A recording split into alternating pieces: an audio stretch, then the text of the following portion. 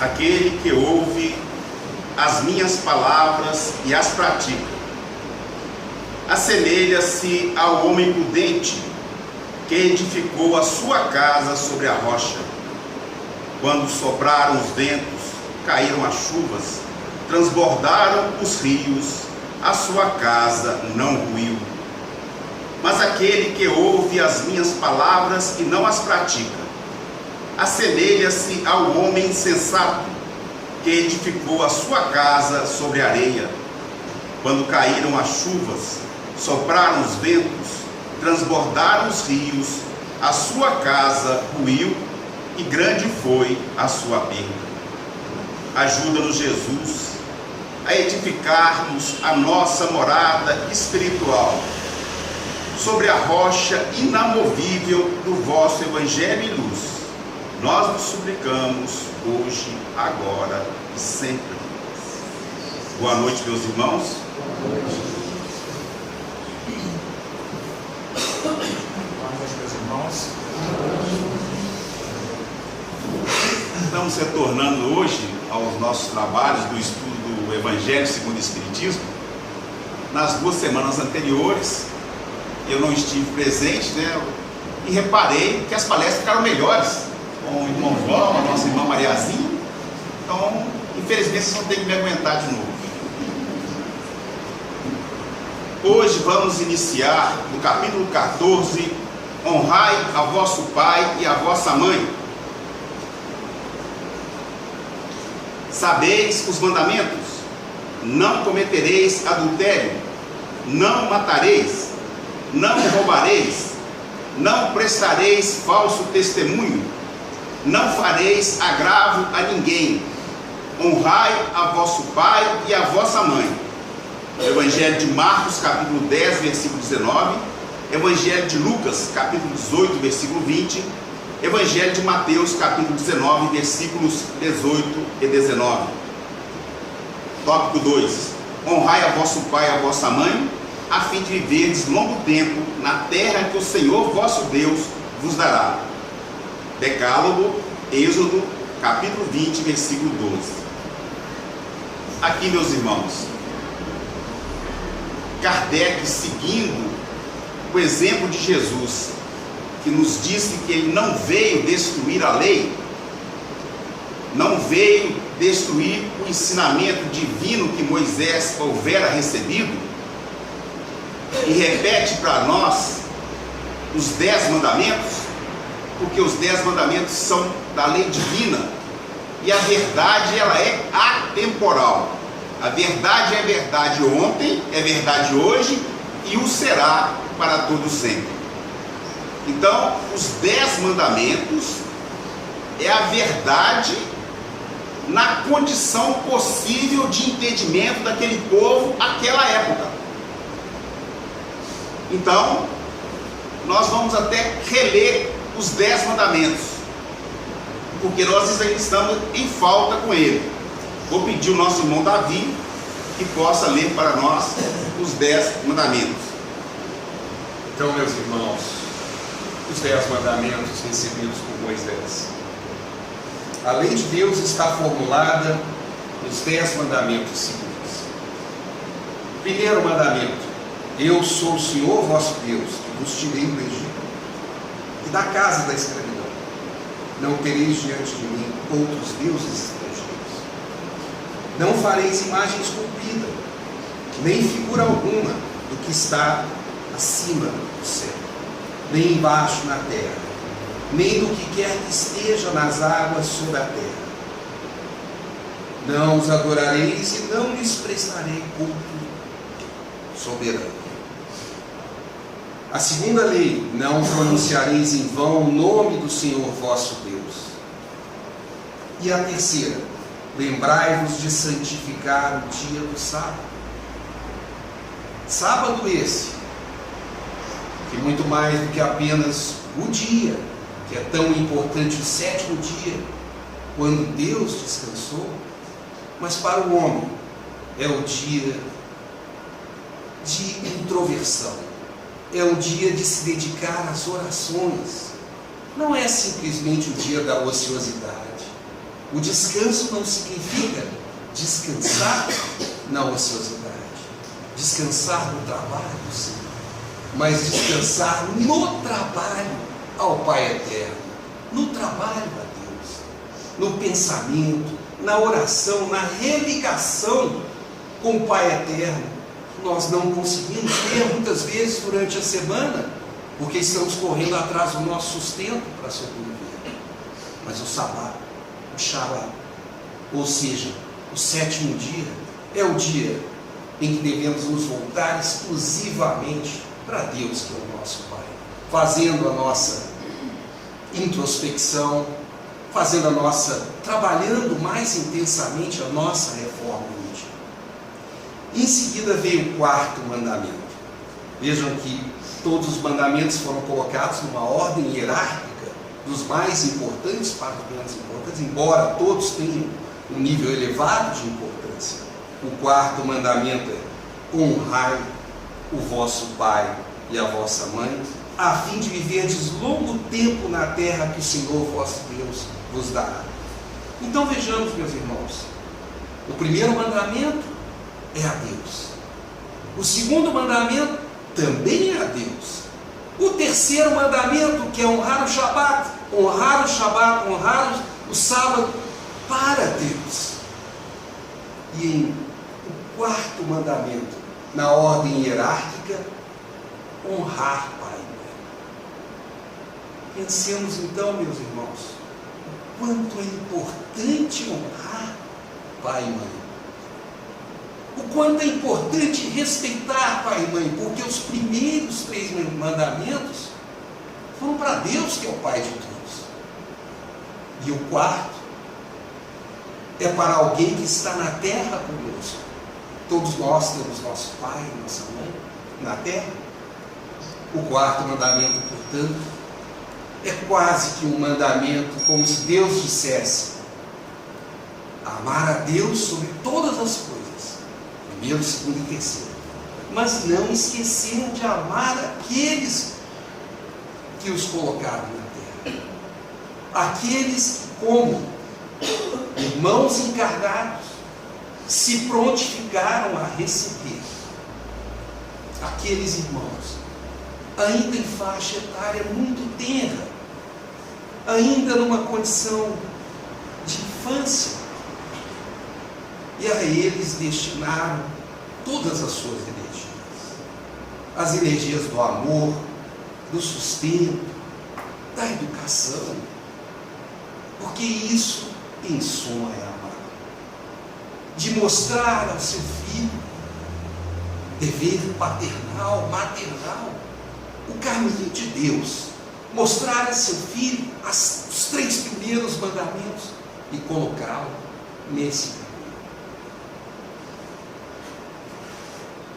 Meus irmãos, se aparece em quarto o mandamento honrar pai e mãe, é porque pai e mãe tem um valor especial nesse mundo,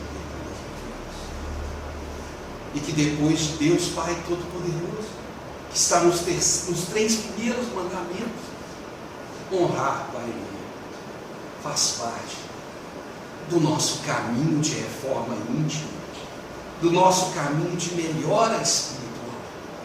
Não podemos chegar a Deus sem antes trilharmos os caminhos da terra, porque assim Ele quis para nós. E nossos pais são aqueles que velam por nós, que nos guardam dentro da materialidade, dentro das suas possibilidades, para que Deus, do mundo espiritual, opere em nós aquilo que precisa ser.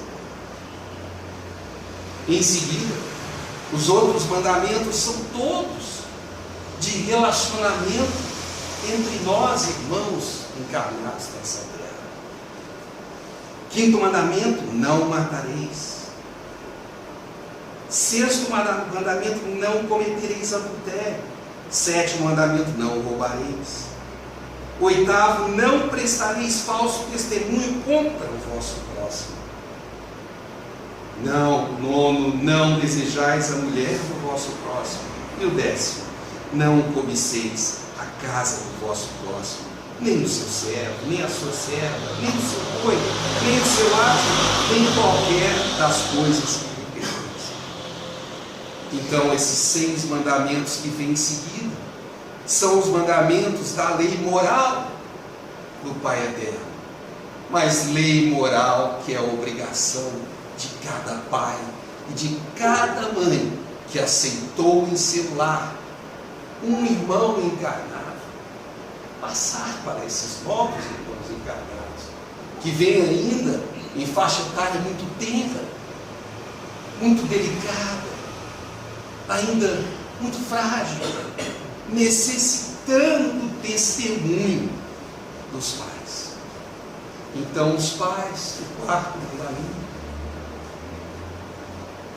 promovem dentro de sua casa a lei de Deus, promovem os 3 mandamentos fundamentais de honrar a Deus e em seguida instruem para todos os demais mandamentos, todos aqueles que vão fazer com que os irmãos encarnados nessa terra possam olhar uns para os outros com amor verdadeiro, com amor incondicional que o Cristo veio nos fazer, com a mensagem de amor incondicional que o Cristo veio nos corroborar.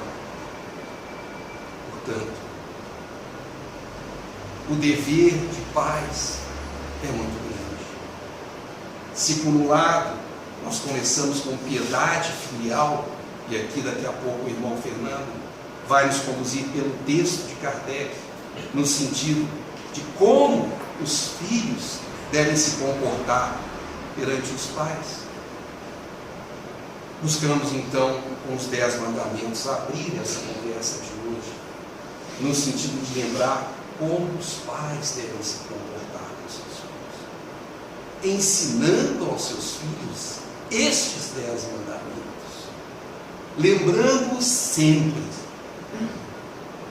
que se não tivermos dentro de nós esse amor por Deus maior, nos 3 mandamentos, esse amor por nossos pais, no 4º mandamento, e essa mudança íntima, moral e comportamental, que vem nos seguintes 6 mandamentos, não poderemos atingir aquilo que o Pai Eterno nos deixou.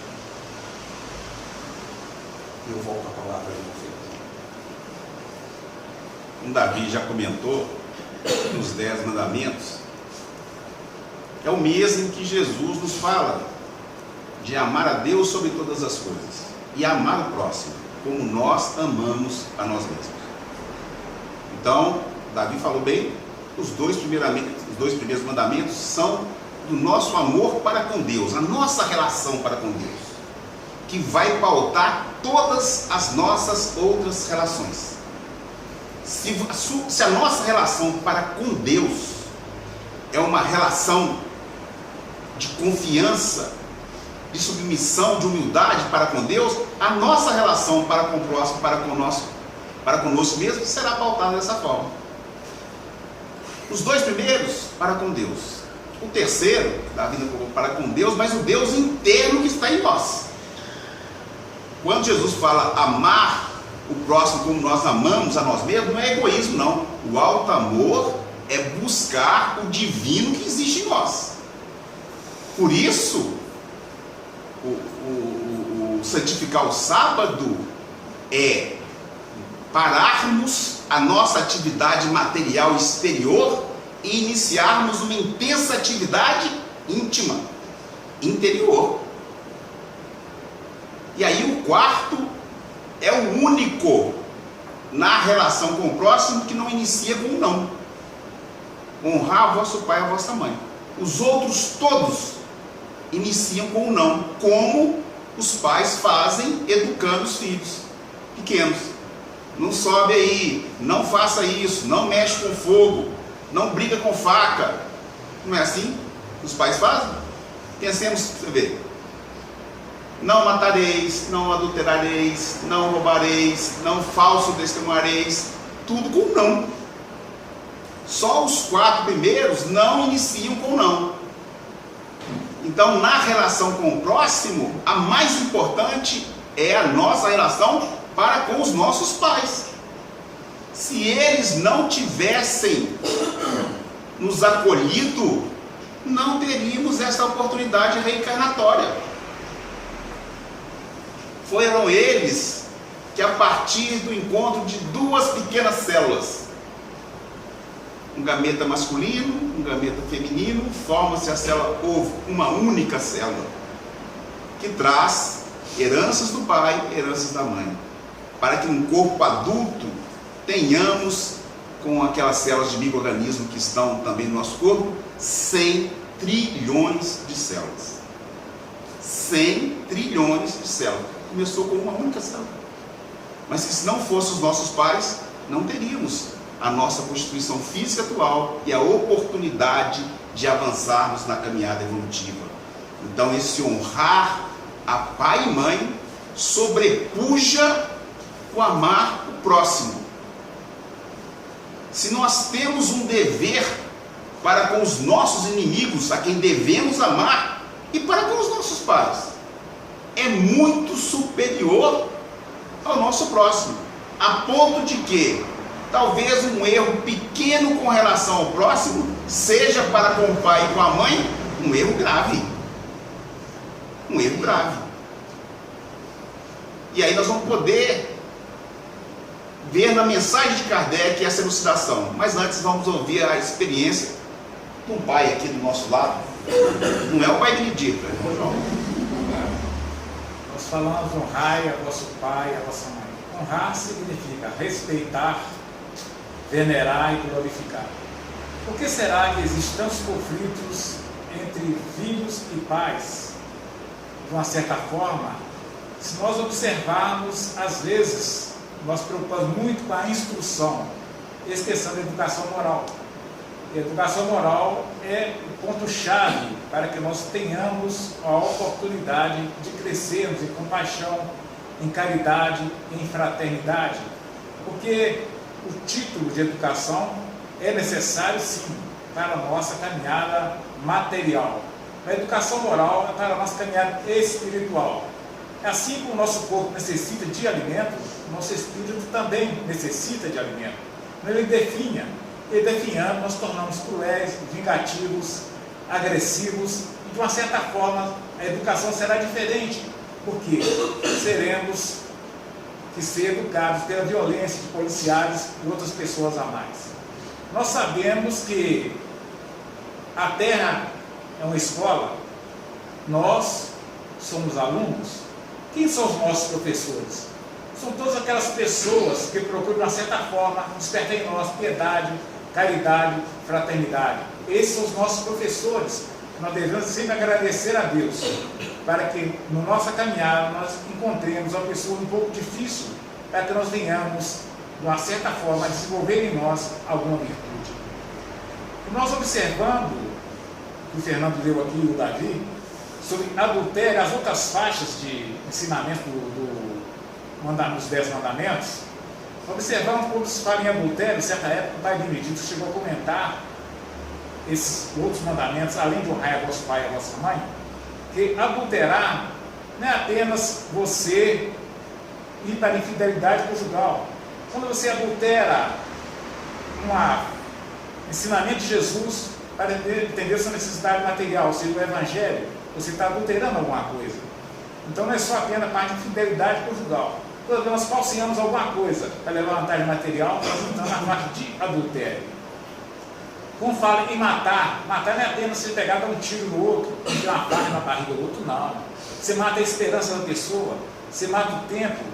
Tudo isso também é matar. Então nós devemos ampliar um pouco mais o ensinamento de matar. Se matar fosse apenas nós pegar e matar alguém, não. Mas existem outras formas de nós matarmos algumas pessoas. E no livro Jesus no Lar, tem uma passagem que se chama Santo Desiludido. Uma determinada pessoa, ela saiu para um local para meditar. E lá ela começou a orientar as pessoas para que não empreendesse nenhum empreendimento para ganhar materialmente alguma coisa. Toda vez que a pessoa ia fazer alguma coisa, ela era desanimada por esse santo pregador. E o tempo foi passando, até que eu devia desencarnar. Esse livro é meio lúcido. o espírito meio lúcido, Jesus contando. E ele pensou que imediatamente seria então levado para as regiões felizes, mas ele entrou em regiões de trevas. Por quê? Matou a esperança da pessoa, matou o tempo, e não orientou as pessoas de forma adequada para que elas evoluíssem e progredissem. Nós sabemos que o progresso é uma lei divina. Nós buscamos ali embaixo, não furtareis. Toda vez nós roubamos a tranquilidade de alguém, nós estamos furtando também. Nós estamos roubando a tranquilidade de uma pessoa. É uma forma de roubar. Não é apenas você pegar um objeto, dinheiro, pegar qualquer objeto material, você também está, de certa forma, furtando. Também tem outra aqui, não prestareis falso testemunho. Toda vez que nós fazemos falsas alegações para ganhar financeiramente alguma coisa, nós estamos também prestando falso testemunho. Não fareis mal a ninguém. Se nós fizermos mal a alguma pessoa, nós temos incurso na lei de ação e reação. Ou seja, responderemos mais tarde por tudo aquilo que nós fizermos. Então, a gente, observando esse mandamento em sua amplitude maior a nível espiritual, traz para nós muito ensinamento. Se nós buscarmos sempre a essência desse ensinamento, nós vamos aprender cada vez mais. Nesse ensinamento de honrar a vosso pai e a vossa mãe, a gente vê aqui que Kardec coloca o Evangelho de Marcos, o Evangelho de Lucas e o Evangelho de Mateus. Às vezes meus irmãos vão encontrar assim, evangelhos sinópticos. O que significa isso? Sim, em grego, quer dizer mesmo, óptico, visão. Eles têm a mesma visão. Já o Evangelho de João, que João, quando escreveu o seu Evangelho, ele já era quase centenário, um nonagenário quase centenário. Enquanto os outros, Mateus ainda estava em transformação pelo Cristo. Marcos não foi apóstolo, né? Marcos teve as orientações a partir de Pedro e Lucas a partir de Paulo de Tarso. João escreve já na sua velhice, quando ele já estava moldado pelo Cristo. Então o seu evangelho é um evangelho muito mais espiritualizado, enquanto os outros três têm essa mesma visão. Então são chamados evangelhos sinópticos. Então vamos ver a abordagem de Kardec. Claro, muito superior à nossa, né? Piedade filial. O mandamento, honrai a vosso pai e a vossa mãe, é um corolário da lei geral de caridade e de amor ao próximo. Corolário é consequência. É uma consequência da lei geral de caridade e de amor ao próximo. Visto que não pode amar o seu próximo aquele que não ama a seu pai e a sua mãe. Mas o termo honrai encerra um dever a mais para com eles, o da piedade filial. Quis Deus mostrar por essa forma que ao amor se devem juntar o respeito, as atenções, a submissão, a condescendência, quer dizer, a ceder à vontade, né, dos pais, o que envolve a obrigação de cumprir-se para com eles, de modo ainda mais rigoroso, tudo o que a caridade ordena relativamente ao próximo em geral. Esse dever se estende naturalmente às pessoas que fazem as vezes de pai e de mãe, aos quais tanto maior mérito tem, quanto menos obrigatório é para elas o devotamento. Dedicação, devotamento é dedicação. Deus pune sempre com rigor toda violação desse mandamento. Honrar a seu pai e a sua mãe não consiste apenas em respeitá-los, é também assisti-los na necessidade, é proporcionar-lhes repouso na velhice, é cercá-los de cuidados, como eles fizeram conosco na infância. Então nós vemos aqui todo o entendimento de Kardec com relação ao mandamento honrai a vosso pai e a vossa mãe. Porque quando ele coloca que é um diferencial a piedade filial, piedade e compaixão. Então nós devemos ter para com todos gratidão, para todos aqueles que de alguma forma nos auxiliaram, nos beneficiaram em alguma coisa. Devemos ter gentileza no trato para com todos e compaixão para com todos aqueles que têm alguma dificuldade ou necessidade. Mas para com os pais tem um a mais, que é filial. Todos os nossos semelhantes, nosso próximo, nenhum deles tem a relação filial conosco. Só os nossos pais e nós, agora para com os nossos filhos. Então, é um dever muito maior, porque é assim que vamos aprender a amar a Deus. Se eu começo amando o meu pai e a minha mãe por uma questão de gratidão, porque ninguém chega aonde chegamos sem pai e sem mãe, não. O ser humano é o mais dependente de todas as espécies. Vocês conseguem imaginar um menino de 7 anos vivendo sozinho? Não é possível. Então, os pais têm a função e dever co-criadores, provedores e educadores. Ainda que ele, nessa função de educador, não seja o melhor exemplo, não compete a nós julgar os nossos pais. Como diz o Haroldo Duda Dias, eles precisaram só nos dar a vida, a reencarnação. O resto é conosco. O resto é conosco. Então, temos que ter essa gratidão para com os nossos pais. Irmão Davi. Todos os deveres espirituais contraídos por cada um de nós para com o nosso Pai eterno Criador, de uma maneira ou de outra, contas deverão ser prestadas. Quando o nosso Pai eterno nos dá a possibilidade da encarnação e nos provém com nossos pais, é como se ele estivesse nos dizendo: aprenda sobre piedade filial, aprenda sobre como respeitar os seus pais, aprenda como se dedicar aos seus pais, aprenda a ser um bom provedor no futuro, aprenda a ser um bom educador no futuro. Aprenda com os seus pais quais serão os seus deveres, porque todos estarão diante desses deveres. Inicialmente, sob a forma de deveres filiais. Quando ainda pequenos, dependemos de maneira grata, como disse o irmão Fernando, em gratidão dos nossos queridos pais, recebendo deles gratuitamente o amor, os proventos da subsistência, o pão material, o teto, o lar. Quando vemos o nosso pai, nossa mãe,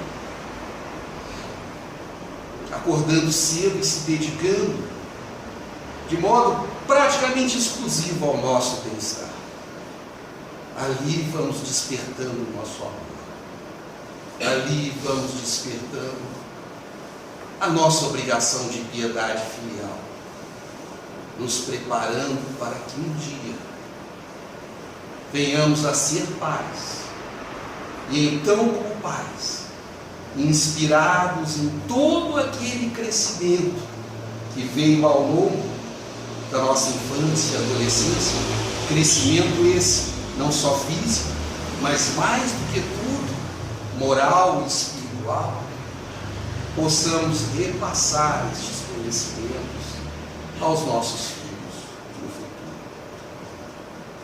E então, após cumprirmos a primeira etapa de piedade filial e em seguida a etapa de paz, começamos a envelhecer. Já não somos exatamente pais, porque nossos filhos já cresceram, já se casaram, foram ter seu próprio lar, foram educar outros e prover a outros que estão a caminho com seu momento de dever paternal. Então, o que somos quando somos velhinhos, quando estamos mais idosos? Não temos mais ninguém para educar? Não temos mais ninguém para fazer o papel de pais. E às vezes nos sentimos um pouco abandonados, como se o mundo não precisasse de nós. É nesse momento que o Evangelho do Cristo vem nos ensinar. Nossas obrigações não terminam nunca.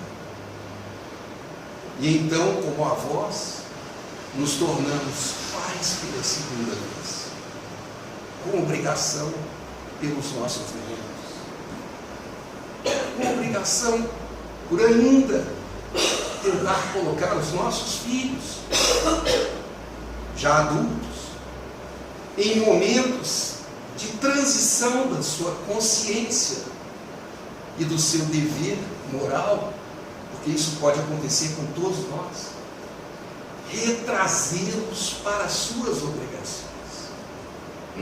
Não somos tão velhos assim para não nos considerarmos suficientemente responsáveis pela condução dos nossos filhos já maduros e dos nossos netos. E é nesse momento que a Dona Mariazinha está aqui, que pode nos indicar esse sentimento.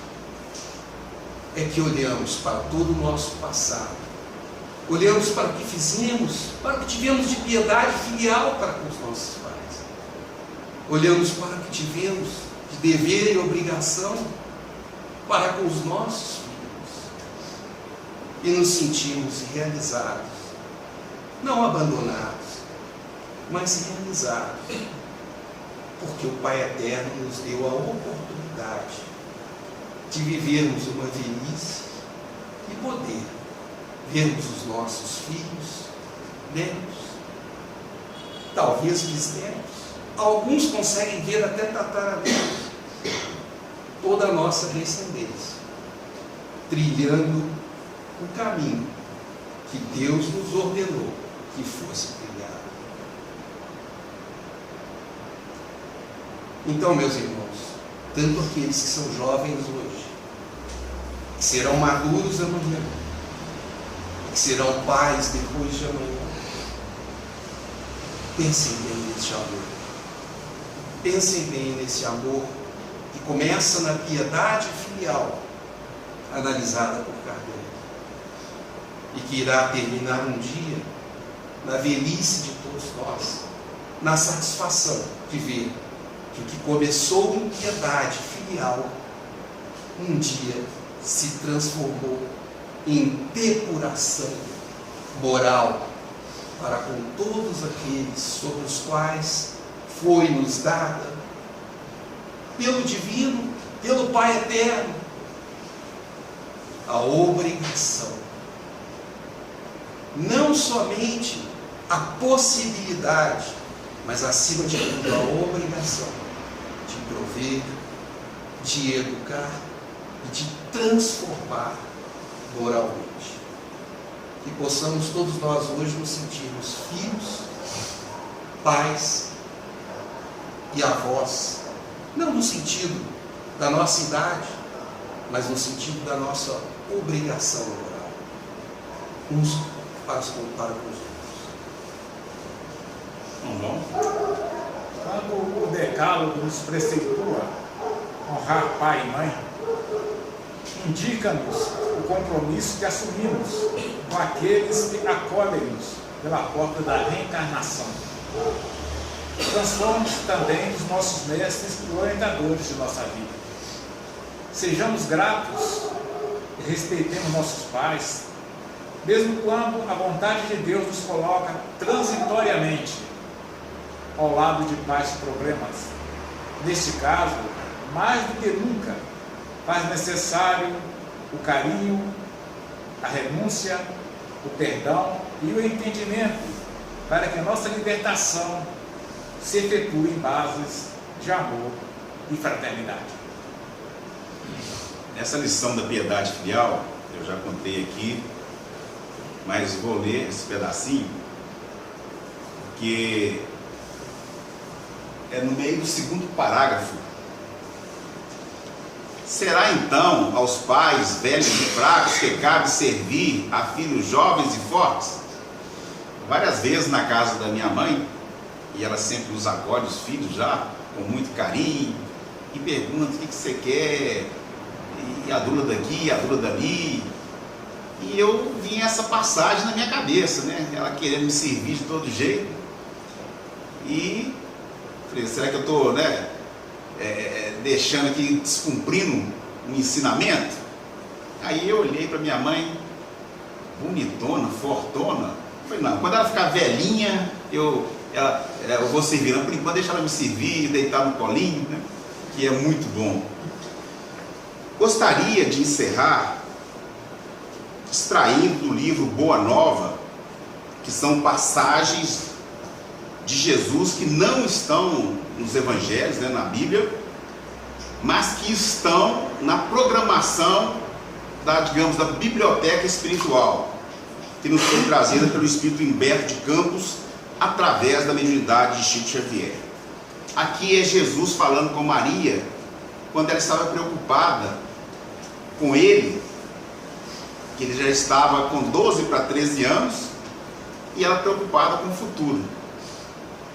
Então ele fala assim: mãe, toda preparação útil e generosa no mundo é preciosa. Entretanto, eu já estou com Deus, meu Pai. Porém, deseja de nós toda a exemplificação que seja boa. E eu escolherei desse modo a escola melhor. No mesmo dia, embora soubesse das belas promessas que os doutores do templo fizeram à sua presença a seu respeito, Jesus aproximou-se de José e lhe pediu com humildade o admitisse em seus trabalhos. Muitas vezes se pergunta o que fez Jesus dos 12 aos 30 anos. Se nós procurarmos na Bíblia, não tem nenhuma passagem falando o que Jesus fez dos 12 aos 30 anos. A resposta está aqui.